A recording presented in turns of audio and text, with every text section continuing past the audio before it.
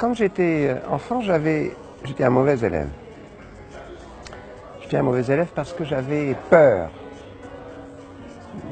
de ne pas savoir répondre aux questions que me poseraient les adultes.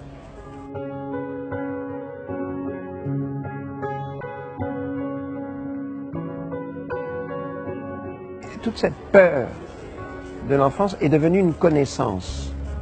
Et mon travail d'adulte, c'est de les guérir de cette peur.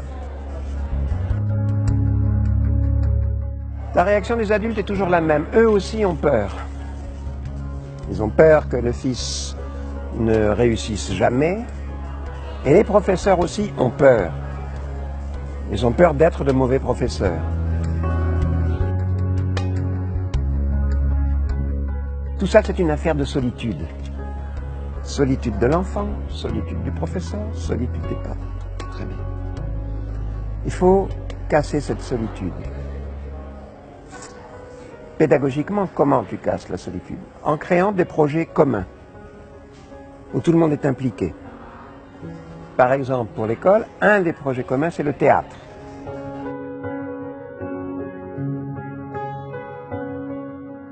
Alors que je mentais beaucoup à un professeur de français, parce que je ne faisais pas les devoirs et j'apprenais pas les leçons, il m'a dit, c'est bien, tu as beaucoup d'imagination, c'est bien. Maintenant, au lieu d'utiliser ton imagination à fabriquer du mensonge, écris-moi un roman. Donne-moi 10 pages par semaine. Je ne te donne plus de rédaction à faire, je ne te donne plus de leçons à prendre.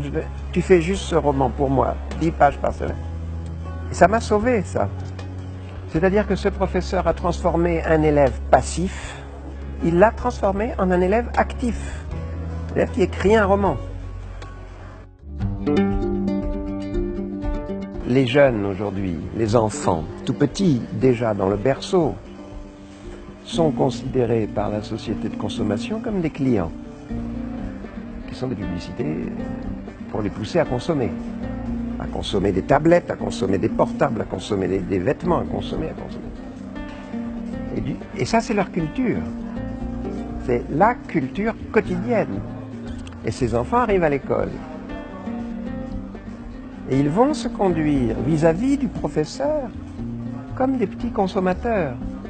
Moi, professeur, je ne m'adresse pas à tes désirs, je m'adresse à tes besoins fondamentaux. Le besoin d'apprendre à lire, le besoin d'apprendre à compter, le besoin d'apprendre à penser, à réfléchir. La plupart de ces besoins sont antinomiques avec tes désirs. Et c'est pour ça qu'il est beaucoup plus difficile d'être professeur aujourd'hui que dans les années 50, où les enfants n'étaient pas encore les clients de la société marchande. Et le problème, c'est que l'enfant, tout petit, dans son berceau, lui, il va croire que son désir est un besoin fondamental. Il va croire que son bonheur dépend de la satisfaction d'un désir qu'il prend pour un besoin fondamental. Le travail des adultes, c'est de dissocier ces notions de désir et de besoin. Et le bonheur, le vrai bonheur, on peut l'atteindre en apprenant à comprendre. C'est ça qui rend heureux. Quand je comprends les choses, tout d'un coup je comprends. Je comprends que la publicité est mensongère. Je comprends que la compréhension est une bonne source de bonheur véritable.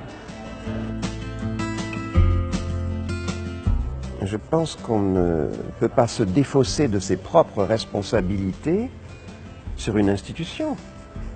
Il faut d'abord que je sois, moi, en tant que parent, que je me sente responsable de mon comportement face à mes enfants. Qu'est-ce qui fait l'éducation des enfants? C'est l'exemple.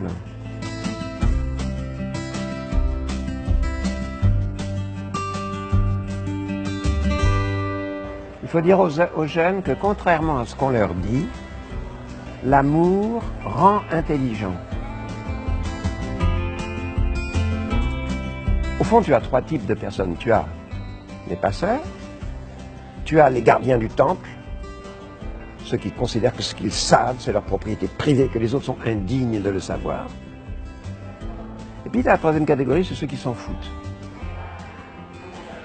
Incultueux.